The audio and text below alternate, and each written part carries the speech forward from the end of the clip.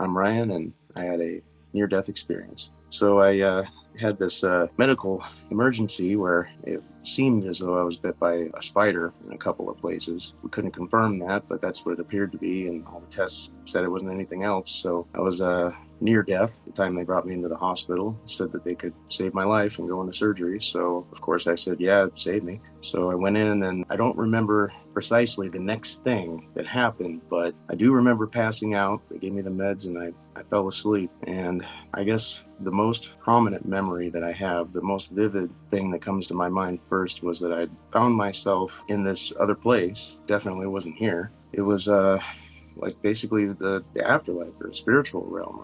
I mean, I was definitely out of my body. There was an ocean in front of me. It was an ocean of souls. I could see all the souls that had ever lived, and they were just like flowing in all directions, and it just went further than the eye could ever see, and it just was like this massive energy field just flowing and waving. But it was souls. It was all people, and many of them were coming and going to and from, and I could see them coming and going from the earth, from here, just kind of on the other side of the veil, if you will, as they say. There was a lot of purpose in movement. You just kind of have this general understanding of everything. I could tell everyone had purpose. Everyone was doing something very purposeful. I don't know how the word to say it. It was strange that I could see everything and everyone so clearly that I was just curious. I wanted to look, like, could I just see just one of these people? Should I look at just one person? And so I just peered off in a direction and looked at a random person.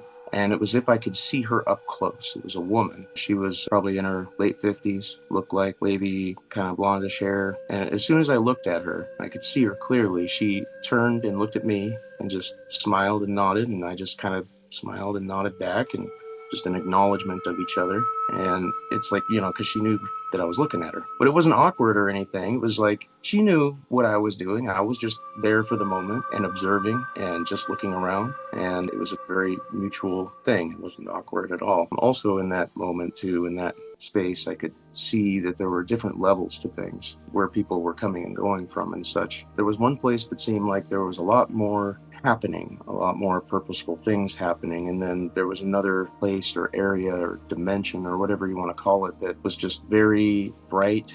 And all I could feel from looking there was peace and calmness. And then there was beyond that, which I can't really describe very much. And there was a general understanding of things in that whole setting, so much so that the peace that I felt of being there extended beyond me and beyond there and beyond here and beyond everything. It's just this knowing that everything is going to be okay. Everything is okay. What we experience on this side, pain, our sorrows, our losses, they're temporal, and they're a much smaller part of the bigger picture that we can't see. In that bigger picture, everything is as it should be, which is really hard for us to understand. It's a really tough thing because we suffer a lot and we can't understand why any of that could or would ever be okay. It's just beyond us in the moment here, but everything will be okay and everything is okay.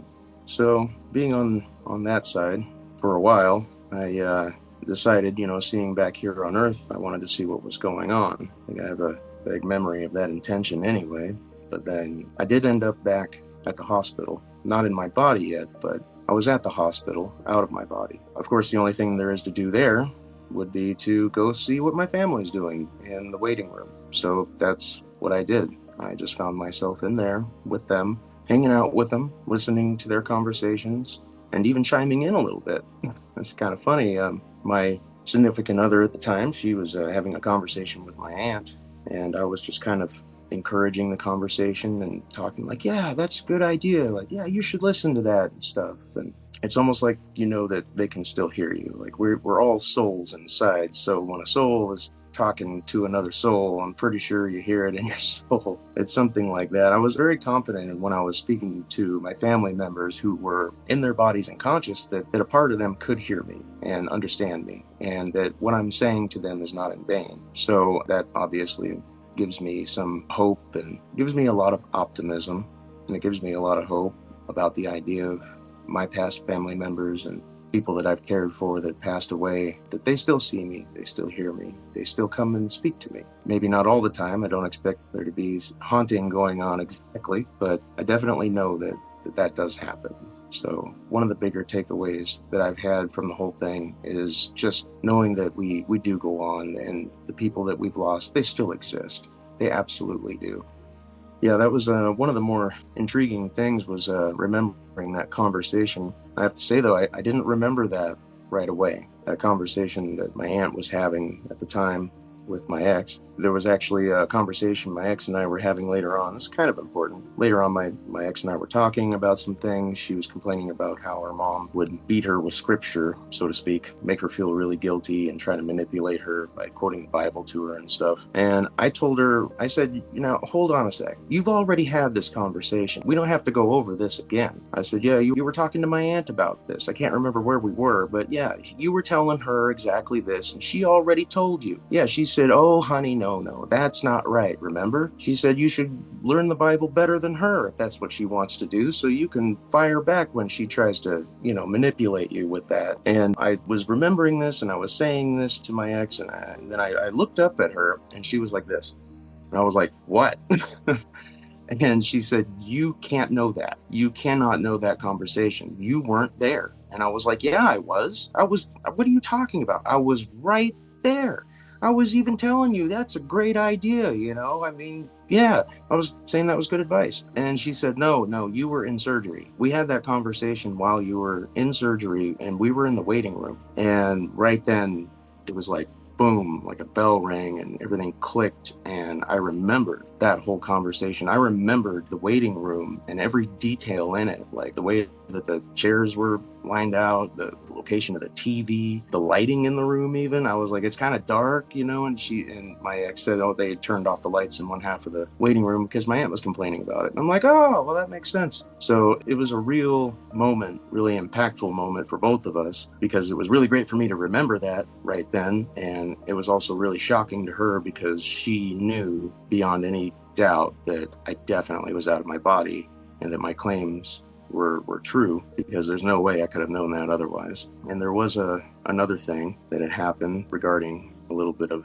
evidence also having to do with my aunt. But this happened when I came out of surgery. Now, at some point while I was on the other side and out of my body, I realized that I wanted to stay. I was having those feelings of how great it was, and I didn't really want to come back here. There was a lot of suffering and pain and such. But then I got that notion, and I don't know if it was somebody speaking in my ear, but it was definitely the understanding that I need to go back. I need to come back here. So I went ahead and came back, even though it felt like I had some kind of a choice, which was strange. Like, if I really wanted to stay, like, I could make that decision, but in my heart I knew it wouldn't be the proper decision, not the best decision. Like, I needed to be here. So I came back. Well, I was a little disappointed about that, about having to come back, but it's like, okay, I know I got to come back. So I'm coming back, and I get back, and there's my body, and I'm like, well, it's time to, let's get on with it. It's time to get back in. And so I got back in, and I made myself get in the body and made that body get up. But the result of that was me sitting straight up in the hospital bed in the recovery room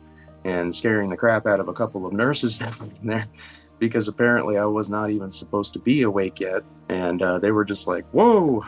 They were supposed to sit in there and wait for a while for the patient to wake up, and then they bring me out. But it was definitely too soon. The doctors confirmed that. My family was waiting for me, and they came out and said, well, he's awake. He's not supposed to be awake, but he is. So we're going to go ahead and bring him out. And that was really weird, trying to get my body to operate. I was still under the influence of the sedatives to make me be asleep. But I was making my body work, and it was really foreign. It was, I don't know. I think the description that I came up with was, it was the equivalent of trying to, instead of being hands-on with my body, it was like trying to operate it with chopsticks, because I'm still somewhat separated and I'm doing it kind of by proxy, making myself work. And I couldn't see hardly.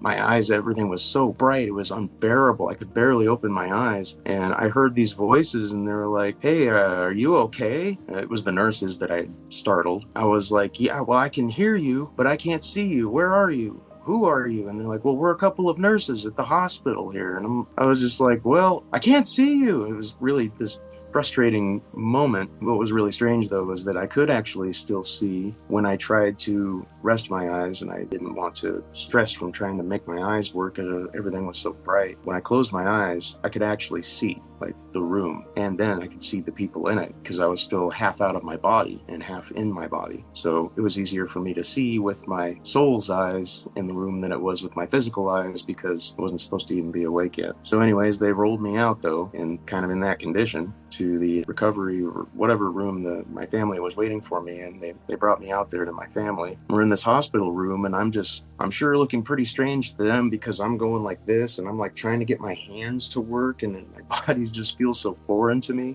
But I was also still half out, so I was still like seeing things, and outside of my body and outside of that room. Even it's a very strange thing to try to explain, but that was at the point that I do remember seeing some family members. It was kind of maybe the last moment to say anything through me, because maybe I wouldn't remember later. So my grandma talked to me, who had passed a long time ago. She showed up. She told me to tell her daughter, my aunt that was in the room, that she didn't want her to be sad anymore for her mom. She told me to tell her that she doesn't want her up at night crying for her anymore, and that it's okay, and she's okay, and that everything's all right, and she doesn't have to do that. She wants to see her happy, not sad. And my aunt told me that no one ever knew that she stayed up and was up at night many times a week crying for her mom. I never knew that. It was quite a revelation for me to know how much my aunt still hurt over that loss. And I was really happy that I was able to give her a message from her mom about that. And she was much more at peace afterwards. That was quite a impactful thing too. It was quite evident to my aunt, obviously, that yes, I was speaking with grandma.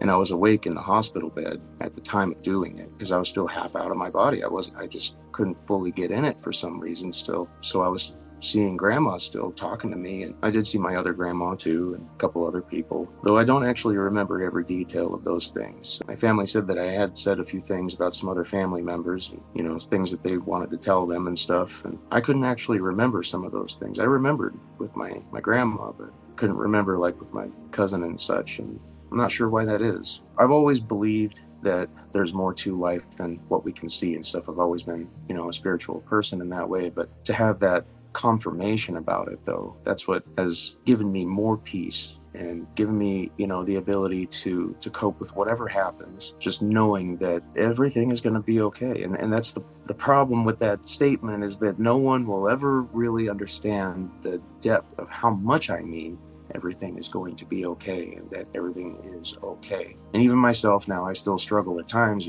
Things happen, I lose somebody, and I have to remind myself. I have to really try to remind myself of what I know.